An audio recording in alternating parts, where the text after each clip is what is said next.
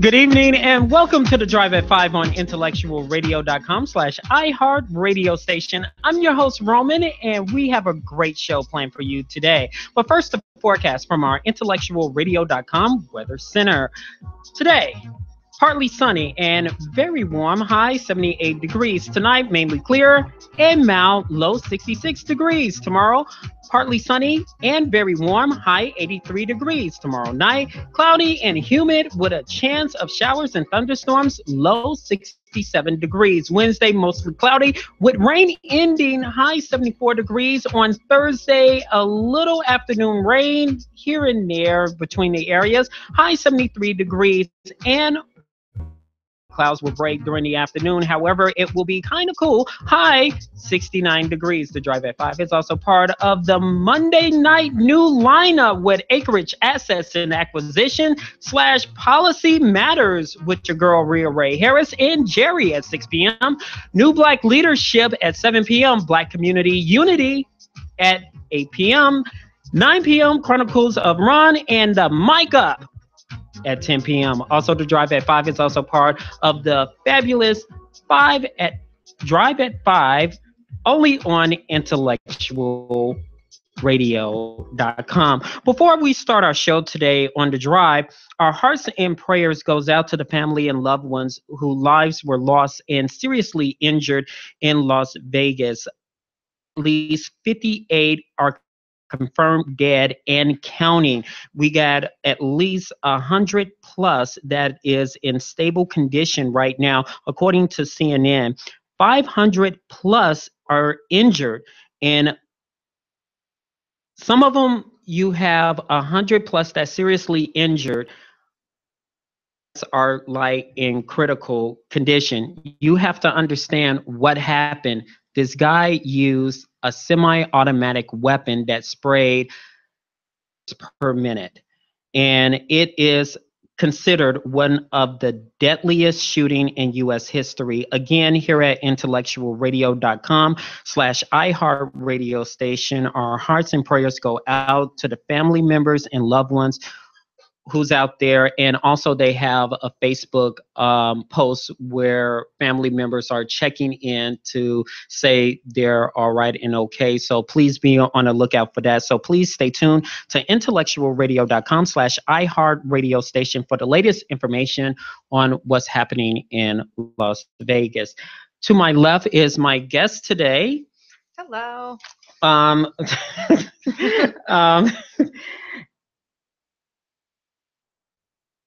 She has a new program called Give Her Pride. It's a program that brings awareness to young girls as well as women in Africa regarding feminine hygiene products. Please give a Drive at 5 welcome to Elizabeth Vander. Welcome to the Drive. Thank you so much for having me. I'm thrilled to be here to talk about Give Her Pride and Pride Pad. IntellectualRadio.com/iHeartRadio station. The background of Give Her Pride. Sure. So Give Her Pride is an event happening in St. Charles, Illinois, and it's happening on October 14th from 6 to 9 p.m. at the Global Brew Tap House. And it is 100% of the proceeds will benefit the organization called Pride Pad. And Pride Pad is based in Africa. Their main office is in the greater Accra region, but they do the majority of their work in different villages throughout Ghana. It is quite the taboo topic, so you get very comfortable talking about feminine hygiene when you're involved in the organization, because it's all about female empowerment and access to education for rural schoolgirls in Ghana. You went to Ghana. Yes. And you frequently go there. And you notice there was a problem with girls and young women in regards to hygiene. When did it become apparent that it was a serious issue? So I am not the one that had recognized the problem. Actually, on my first trip to Ghana, I didn't an issue or something that girls there struggled with. But a weird connection through my brother got me in touch with two brothers who are actually from Cameroon. And when they were their home country of Cameroon. They were riding a bus, and a woman was kicked off of the bus because she began menstruating, and she was being ostracized and made fun of because of her really natural biological process. And when the brothers Ajume and Sodu saw this happening, they questioned if this was a common problem throughout Africa or if this was a one-time incident.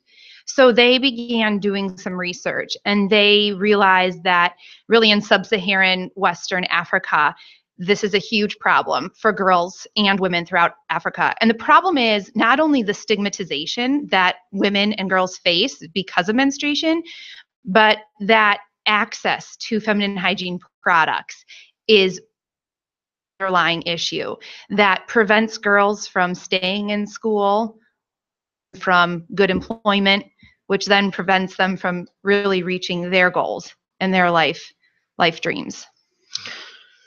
Now, according to your statistics, it states that 25% of girls drop out of school because of menstruation complication. Yes.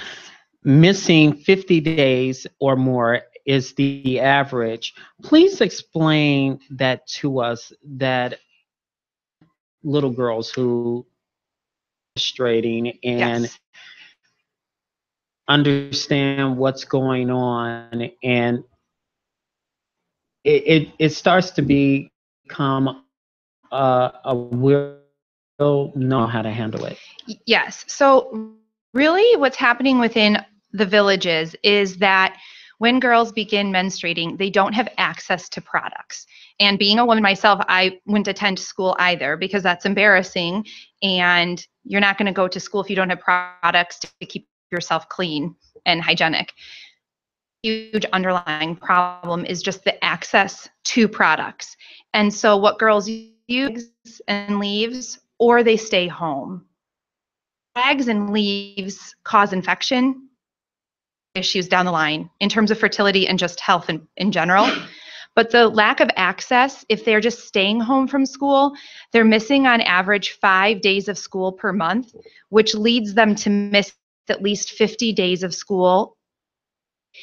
And their education system is slightly different than ours here in that they have to take an end of the year exam to move on to the next grade level. And if you do not pass that exam, you do not move on. Of school a year because of your needs that your body has to go through to be healthy, those exams become so difficult to pass. And so that's where you have the statistics of on average girls missing 50 days of school. But then beyond that, nearly a quarter just drop out of school at the onset of menstruation because it becomes so hard to pass those exams and to overcome the odds. You mentioned the effects. Yes. What are the effects if a woman in Africa does not properly cleanse themselves? You mentioned rags and leaves. What kind of rags? Just any rags, any leaves in Africa? Yes. I mean, how they go about doing it? That's a really good question. And the reason I became aware of this is on my most recent trip there this past summer, we went into several different schools and we did educational sessions and we asked girls questions just to find out what the process was.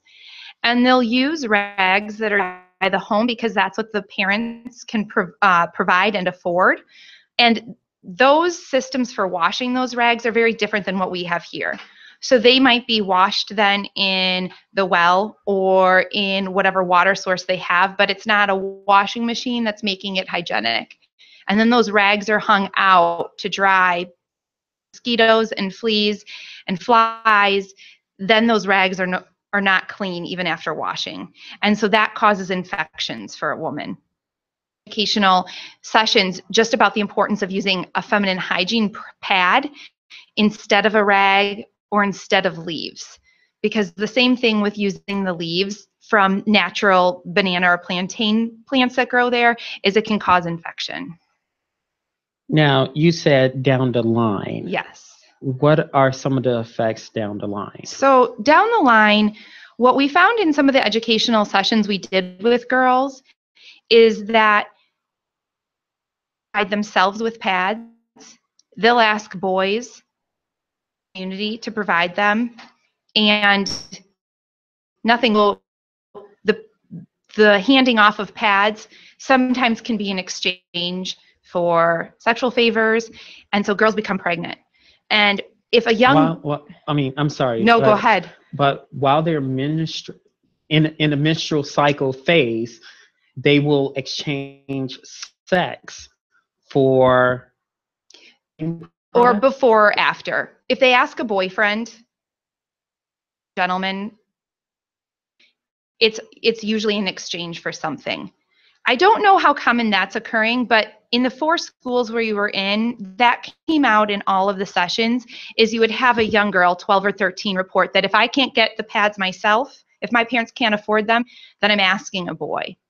And what they find is then teenage pregnancy rate increases, because the boys are aware that they have become women, and then we know that sexual activity then happens. And they don't have access necessarily to contraceptives either. It can be that girls have to turn to men to provide them with products, and we don't want that. We want girls to be able to provide themselves with products. When they drop out of school, they are kept in village life where they can't necessarily earn money. The villages are such rich, deep places of culture and such wonderful people, but we want them to have opportunities to be employed within the village and to kind of make a living for themselves. What in Africa are doing about this problem to assist you in these efforts? Yeah, so I have joined forces. The organization of Pride Pad, and you can find that at pridepad.org. Others who run the program bring awareness and advocacy here in the United States for it, and to do some fundraising efforts here in the United States. So on the ground there, the director of the program, Alfred Nsodu Mbinglo, he runs it on the ground, and he employs women to extract fibers from banana and plantain leaves. And then they have a process of turning those fibers into sanitary pads. Women in the villages to extract the fibers, which is during this past summer, I spent some time doing that. And that work was harder than I have ever had to work to provide myself pads here in the United States. So they employ women to extract the fibers, and then they employ women in the production site where they turn those fibers into sanitary pads. Now, you firsthand Yes. made those feminine hygiene plantain.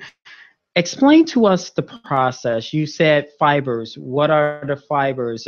Just in case people out there from IntellectualRadio.com, plantain is a banana peel. Yes. And how they transform that banana peel into like a pad. Very confused before I went too, because it was all in my head of how this happened. I didn't really understand until I saw it. The banana and plantain leaves, plantains are a form of bananas, somewhat similar, and they grow on trees and on fronds that look kind of like our palm trees and our palm bushes here. Not that we have in Chicagoland area, but in the southern states. And what they do is they take those and really the stems of them, and they beat them with a long wooden stick. And as you beat them, the pulp of the leaf goes away, and you're left with strings of fiber that are somewhat like hemp strings or yarn, or what potato sacks are made out of. It turns into that. They take those and they mix them with cotton that they actually get from the northern part of Ghana. So they're really sustainably, and they sanitize them. They reduce it to a pulp, which is like a cotton-like material, and they produce the pads in different production sites they have across Ghana. Now, what is the comfort level of women who wear it? As you're talking about a plantain, I mean, yes. I don't know, I'm a guy, so. At the event, Give Her Pride itself, we'll have the samples of the product, and the pad is very similar to the pads that we sell here, your traditional Always or Kotex pad that you buy in the store. It's slightly different because actually the Pride pads themselves are organic and biodegradable, which our pads here in the States are not. And so better for the environment there, but it's just like a normal pad here. Right now, over in Ghana, in Accra, they're trying to work on developing a pad that has wings, so it provides more comfort, but that again costs a great deal of money. And they're really trying to empower the villages to make it a self-sustaining process within a village. Now, how long does one pad you make it? You said it was a long process. How long for one pad to be made?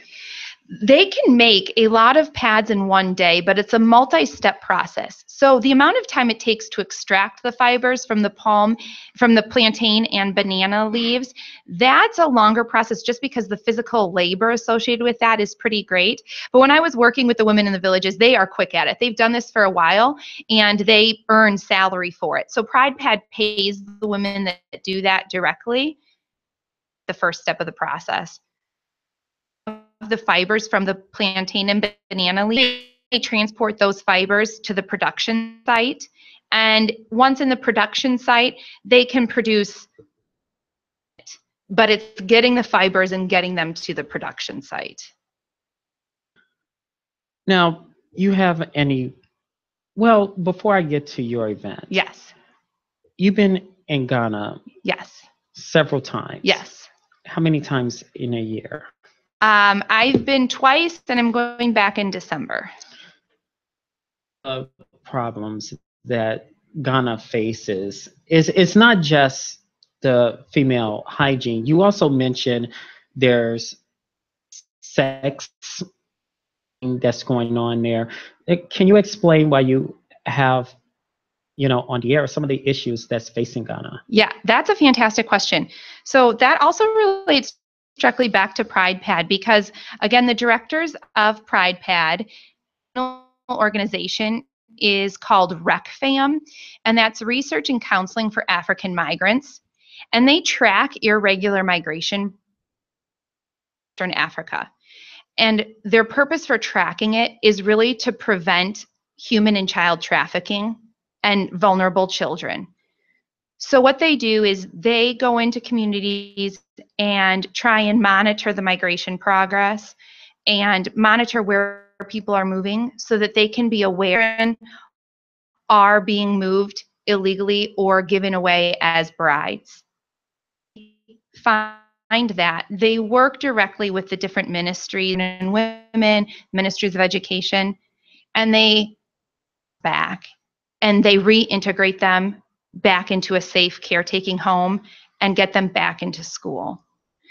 That's their original organization, and that is still up and running. They have nearly 500 girls that they have taken out of abusive or trafficking situations, taking homes and reintegrating them back into schools and into society. People would say that's part of their culture. Kind of like, okay, here's my daughter, you can have her, here you go. How would you explain the difference between cultural and sex trafficking? Sure. Because you're from here in America. Yes. You have difference between what is culture, what is not. That understanding. That's such a good question, and I battle myself with that traveling internationally and being an outsider to a culture. And part of that is making sure I go in with a positive attitude and not deficit oriented, in that not thinking that my way is better because I am from America, to just be aware and learn about the culture and ask questions. Talking with one of the directors of the phone the other evening and about this cultural divide and how do you know when a part of your culture isn't in line with your morality. And he said that traditions and cultures without question lead to blindness. So I feel as though because the directors are insiders to this of why some of the migration happens and the history to some of the maybe child marriage, gives me greater insight into how those practices have come to be, but also allow me to question, is this part of the culture and that's okay? Or is this a part of the culture need fixing? American culture that I would say need fixing too. Active citizen in my own culture, I have to question some of those things to decide if it falls in line with what is right and wrong, or if it is part of my culture and that's okay to be. But that's a really difficult question that I battle with a lot in terms of when you do travel, it's where the culture is different in some ways than your own. But you're a humanitarian. Yes. You've been there a couple of times, yes. and you villages yes. and share stories like what they have endured from the past, and you get a little snippet of their culture. I mean, sometimes can you decipher then that they can tell this is not right and we can do this? Or yeah, so when you're there, when I've been to Ghana and in the different villages speaking with people, there's a really clear awareness and understanding that these practices aren't good and they need to stop. And the majority of all of them know and are aware that that's a problem that needs fixing and needs advocacy and awareness. And I don't at all want to convey that when I'm there, people are trying to further or the child trafficking or child marriage. That's not the case at all. Customs and practices need to be adjusted and shifted. At least that's my encounter with everybody I've met, of aware that this is an issue and we have to find a way to government policy. yes. The government policy is far different, and the understanding is far different. So in essence, what are you like, okay, who shall I talk to have regards to what's going on in Ghana? Do you have any takers, any listeners that's a high-end official there that say, you know what, okay, we're going to make this into a policy? Yes. So the policies in the government within Ghana does not promote or by any means say that any of those practices are okay. In fact, they have things that say it's not. And they have laws like we do here. And so RecFam, the organization that works for that, has direct relations and the Ministry of Gender and Women and the Ministry of Children there, which are their government agencies, and they work directly with them, and they help support the work that RecFam does. The other neat thing about Ghanaian service is that students there are required to do a year of national service, a year of volunteer service. And so RecFam and Pride Pad gets who are in that year of service, and they work for Pride Pad and RecFam. So it is a really government sanctioned there to prevent some of these things that need adjusting and need fixing.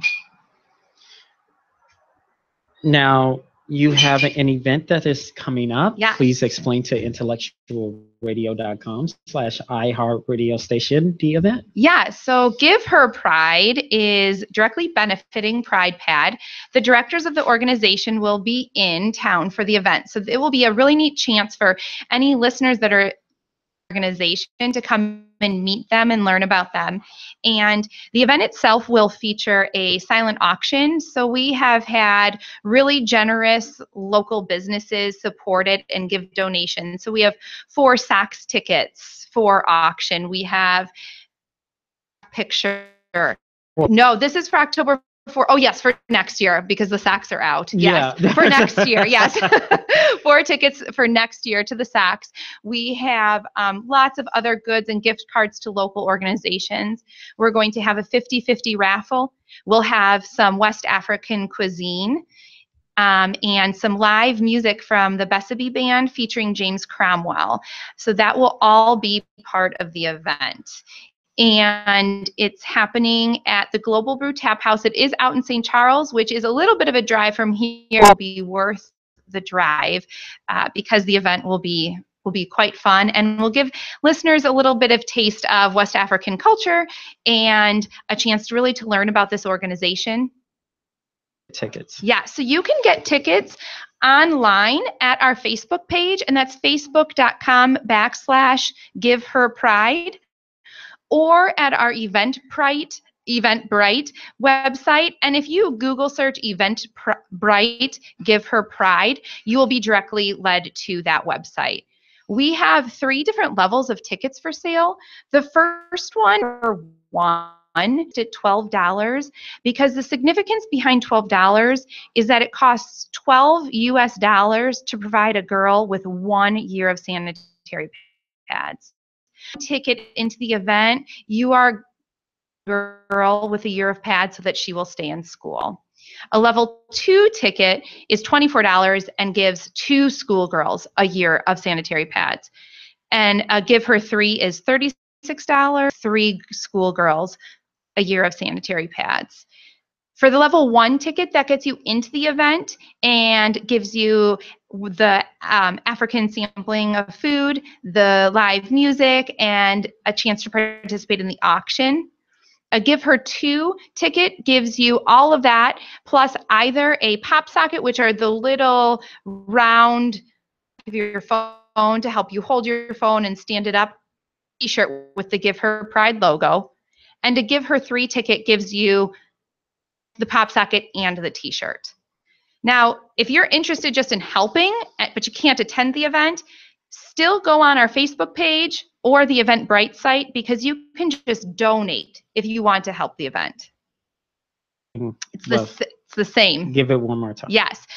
So facebook.com/giveherpride or eventbrite.com/giveherpride. No, thanks for having me, Roman. This was fun. I really appreciate it. No problem. Don't be a stranger. Come back. I would love to. Thank you so much. Coming up next, we'll have Justina Winfrey. She's back on the drive. Coming up next on IntellectualRadio.com/iHeartRadio station.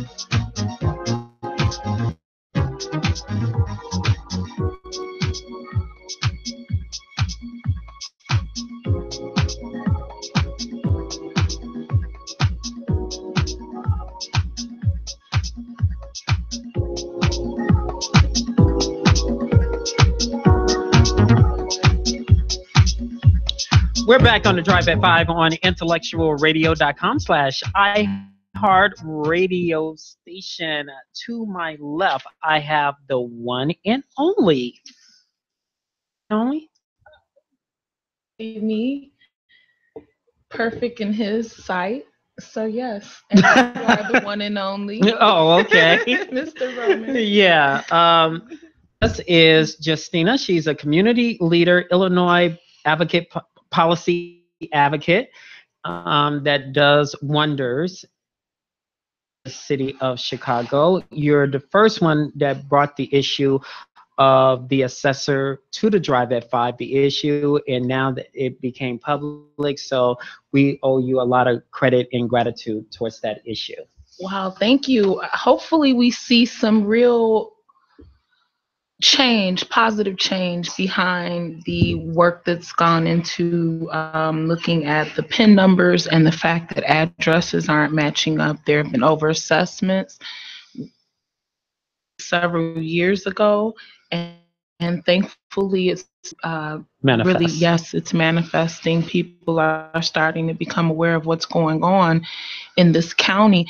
I still advocate for a Cook County land records audit. We absolutely need to audit the land records to have a better understanding of the chain of title within the PIN with our properties, with the PIN numbers. Again, our PIN numbers to the properties are very similar to security number. They just don't change. So when you have issues of PIN numbers changing, when you have issues, we have to take a step back and look into how did this start happening? When did it start happening? And when people were made aware, what did they do? Did they correct it, or did they continue to the shell game as we all know it to be? So one thing that I'm so happy to see you, Mr. Roman Morrow. It's truly a blessing to be back on the show, and I just wanted to again thank you for having me.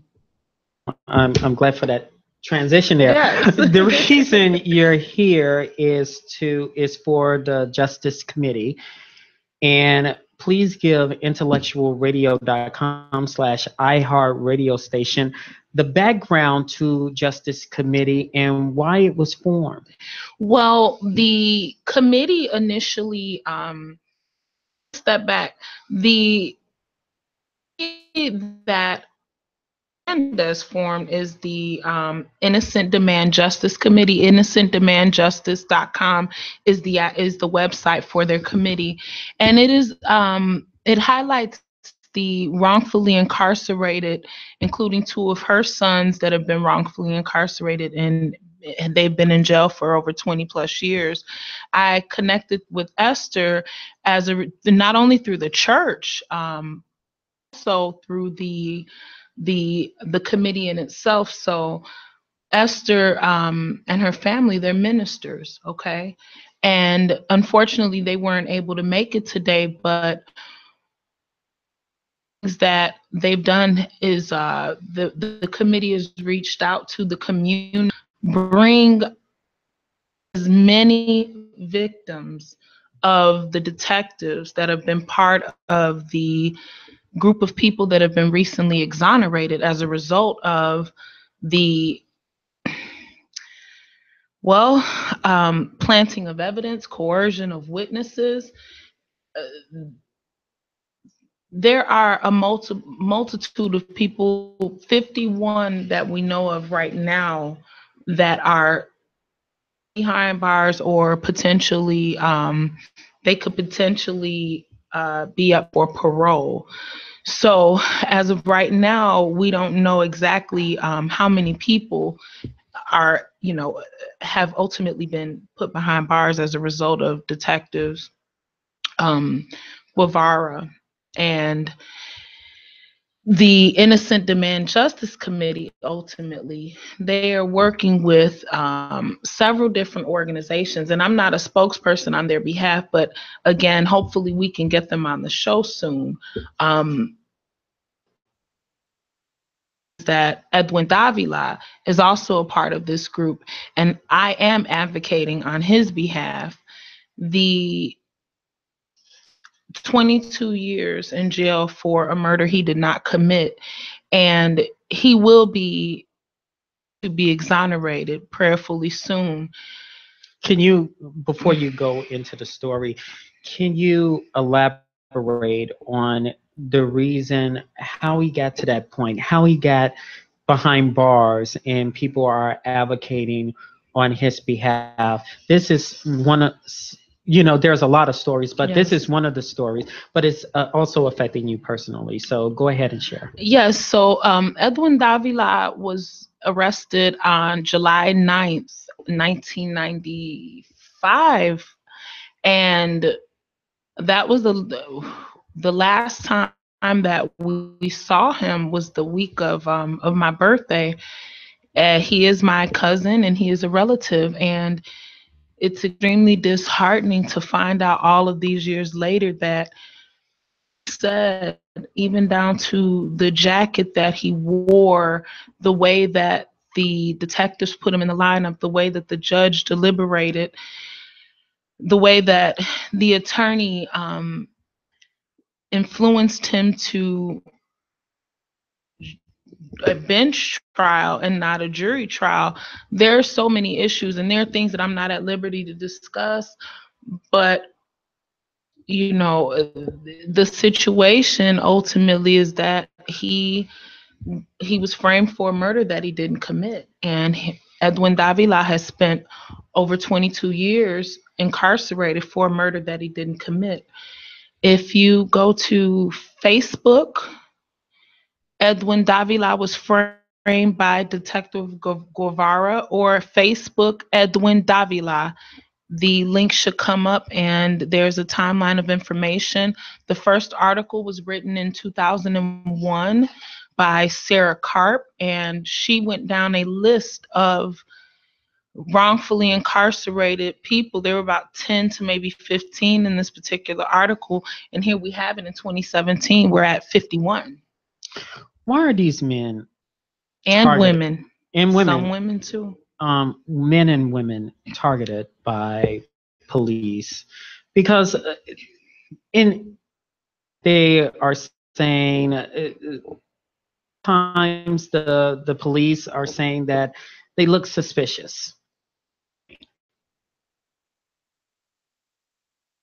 Are their targets? Seems like from the research, and again, these are pending cases, so I'm kind of not at liberty to discuss certain things, but it just seems like the pattern has been most of them had backgrounds and for prior offenses. Prior. Yes, for prior offenses, and ultimately the targets, they were easy to prosecute. They were easy prey, easy to prosecute, extremely hard to prove that they didn't commit the crime. So when you have, and for the most part, you have situations where the attorneys didn't even properly represent them. There was a major conflict of interest, and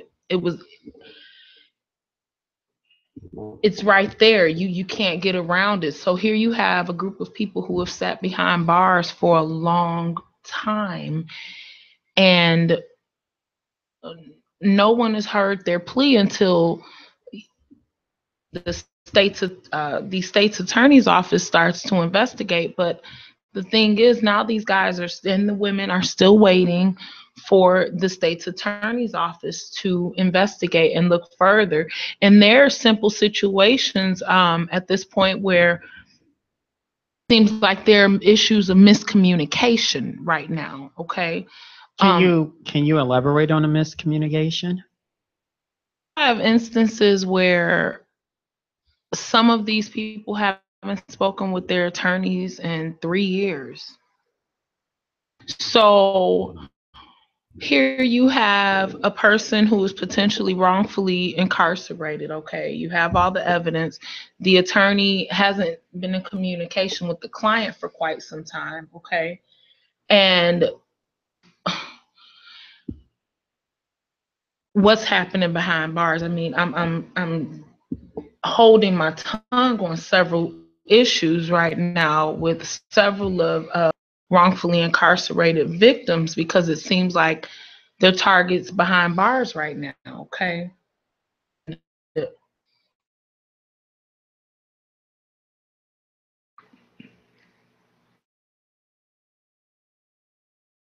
Those who have already been informed of the fact that these folks should be exonerated,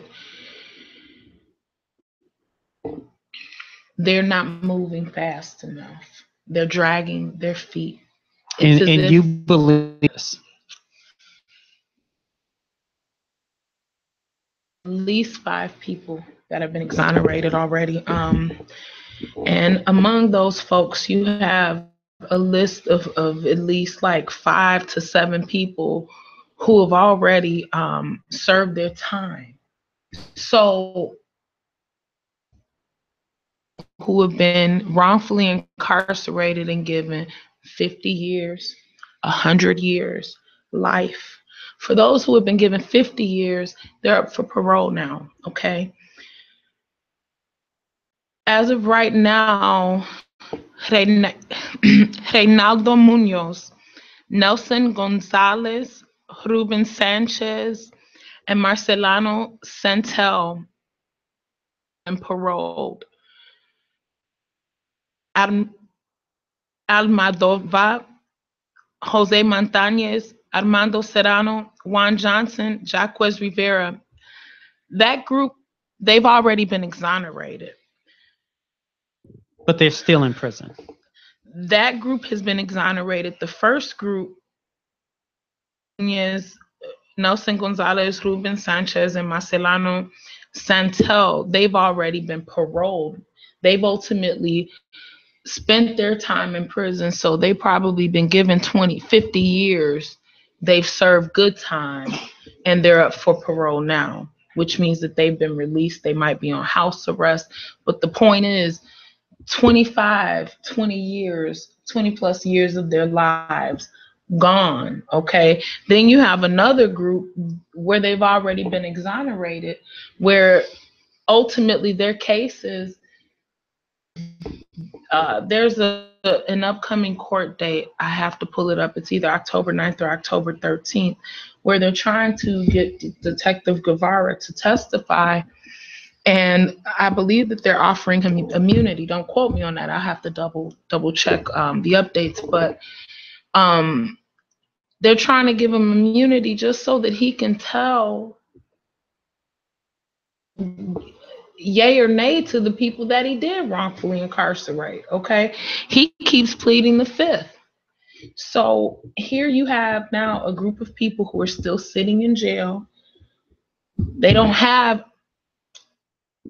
a real line to the world right now. They don't know what's going on. The only thing that they understand is based on what they see on the news, and they hope that the attorney will reach out to them. They hope the attorney is working on the case. They hope the family is out there advocating on their behalf. They hope that they live to make it, to get through doors and see the other side. We all know some police officers abuse their powers when caught. Do you think police officers get slapped on the wrist? I'm asking this question because there's a judge that's coming up. Election. How can people monitor these judges' rulings? No. The punishment doesn't fit the crime. Mm-hmm. You mentioned 25, 30, 40, even 50 years being locked up, and the judge overly excessive. How can we monitor that situation that the judge ruling cannot be on the bench again? Because in the state of Illinois, these judges to do these rulings. There is a group, and off the top of my head, I want to say it's the Committee for Better Chicago. I believe Jeff Baker is the president. Off of the top of my head, the last time I checked, they did a judge's report card, no different than the National Black Agenda Consortium. We ultimately would do the municipal candidates questionnaire. We would do the congressional candidates questionnaire. We questions to the candidates so that the people could know what positions the candidates were taking on important issues in our community. So with the questionnaire, what we found is that straight across the board, you have judges in office right now that had major names advocating on their behalf. Sadly, even, oh my goodness, when you look at their report card by their own peers, they have failing report cards. So they do and I think we talked about this before a few years ago. It's a report card on judges. They need to do one on elected officials. But that report card is not revealed to the public. It is. It's totally. But how can people from the public know election is coming up? This judge who literally let a white man go for spitting in a black woman's face. Yes, I'm very familiar, and people are trying to get the story behind that and who he is. What is the story behind that? He has, to my understanding, some friends, and it's amazing how this is an African American female judge, African American in her 70s, right, who was spit on and slapped by him right outside of the courthouse, outside of the Daily Center, I believe. And she's a high-end judge. Yeah, she's a respected, highly respected judge. Yes, and he walks. A lot of people believe it was due to his race. Yes, because he was white. Not just that, also because he is, to my understanding, he's also a business owner in the city of Chicago. So when we think about money and clout, judges, yes, they're elected officials, but at the same time, does the city want to lose his business as a result? What kind of message are we sending? But he disrespected. If I did the same thing. This is such an interesting question because I just saw a clip a couple of days ago about George Bush, former President George Bush, George W. Bush, discussing his feelings on Iran and the fact that there were many business owners that were still supporting and sponsoring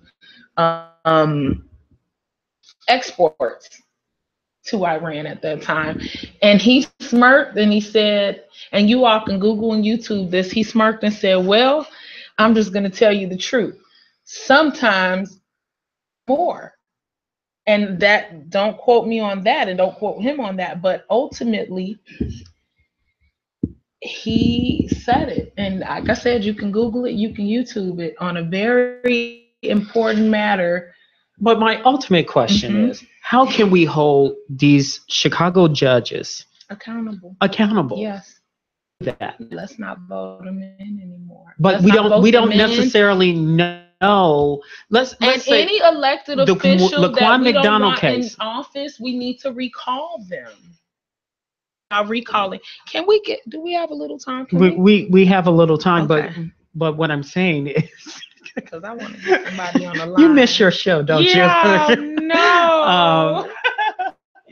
We're talking about the rulings.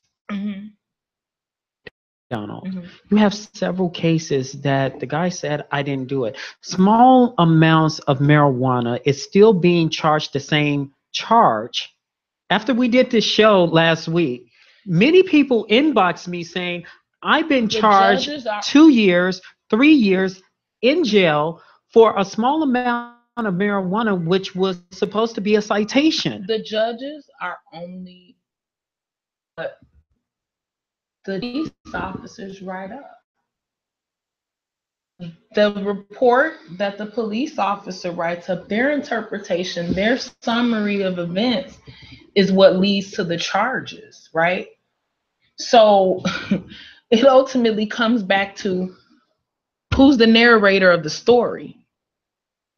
You have the judge in the position who has to basically referee both sides that are telling their version of the story. I ask you, and we see a lot of cover-ups and a lot of issues right now in Chicago. I mean, it's everywhere. Everywhere you look, there's a cover-up somewhere.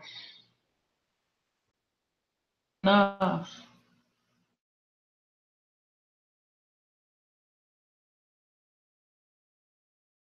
Murder cap now. You go in the inner city, you hear gunshots too frequently. But so many people are being incarcerated right now. People are calling you about petty things like, oh, they stopped me for this and I'm getting 2 and 3 years for this. People, they're caught driving 3 times after your license has been suspended. That's a felony. And those are for parking tickets. Parking tickets and speed camera violations that we find now are not parking tickets, but the speed camera violations that are not constitutional. It's rule constitutional. You still get the tickets in the mail. The judge still order you to pay for the fine, even though there's documented proofs. That it's the same thing I said last week. You can have orders from what's on paper, law, reform, between I order you to come here on the drive at 5. You can say, who in the hell Roman Morrow thinks, ordering me around? I don't have to do that. But if it comes from a judge. But if it comes, people don't understand that about the cameras. It's an order. Legislation. Advocating for that. Your response. I'm sorry, we're running out of time, Moses. Well, it's no problem. I wanted to try to get one of the colleagues on the line, but we don't have that much time. Yeah, unfortunately.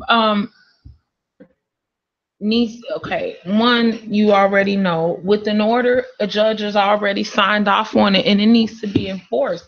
If those red light cameras are unconstitutional, the community, the public has to enforce that themselves. And I believe that there's a group out there right now advocating for it. The problem, and sorry to keep on interrupting, they have done that. But it came to them because what you said earlier, it's making the city money.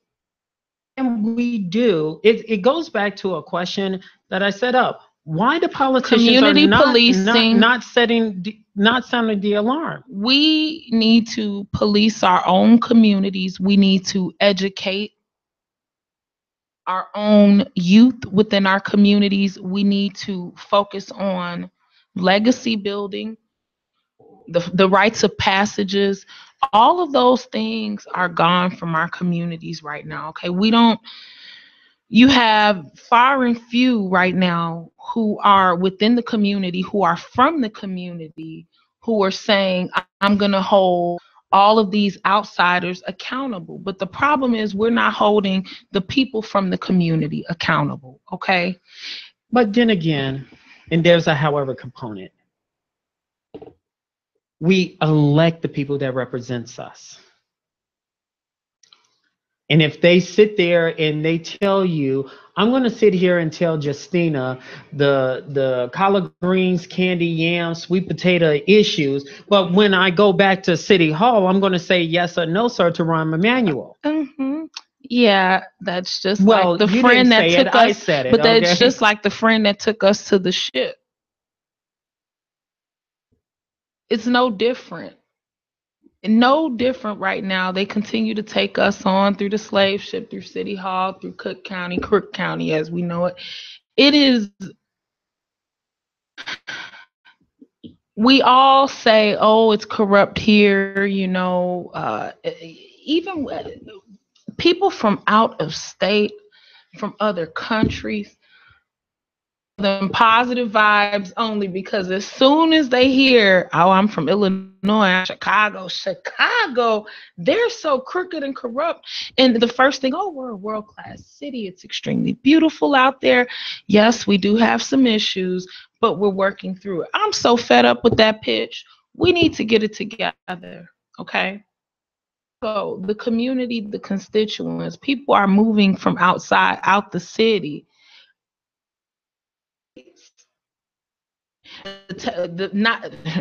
My God, the real estate is going up so fast, so high, to ensure that we're displaced, okay? When you talk about holding judges accountable, it gets back to the very root of education. How many majors and minors in political science are there? Okay. What's the track to becoming a judge? Okay, you go through law school. Oftentimes, many of them do go through law school because they're attorneys first. Many people major in political science. When you look at the amount of political science majors of people who are brown, how do they understand the law when our youth are not reading at the 3rd grade level, in 6th grade, in 8th grade, to pass the Constitution test in 7th grade? Okay, and then they have to pass the Constitution test in high school, and then they have to pass it in college. So I'm saying all this to say, you have far and few who have successfully come from the hood, garnered enough support, and run for office without having to have the machine and tell them how and what and where to move and how to do it. Because you have some really, really ugly people behind the scenes in Illinois, in Cook County. But here's where we get to good and evil is bad. Either or you're not. And those who continue to corrupt the community, who continue to feed off of the community, we know God will deal with them accordingly. All right, very quickly, how can people get in contact with you? I am on LinkedIn, Justina Winfrey. You can email me at jlw@cabed.org.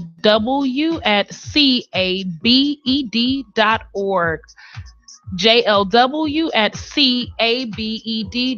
Computer Advancement and Bilingual Education.org. Thank you. God bless. Don't be a stranger. Definitely.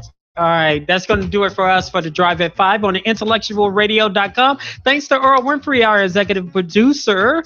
Rhonda, who is behind the scenes. Real Ray Harris, who's up next with Acreage Acquisition and Policy Matters. And get well soon, Rio. We're still rooting for you. Come on back. We miss you. Have a good week, everyone.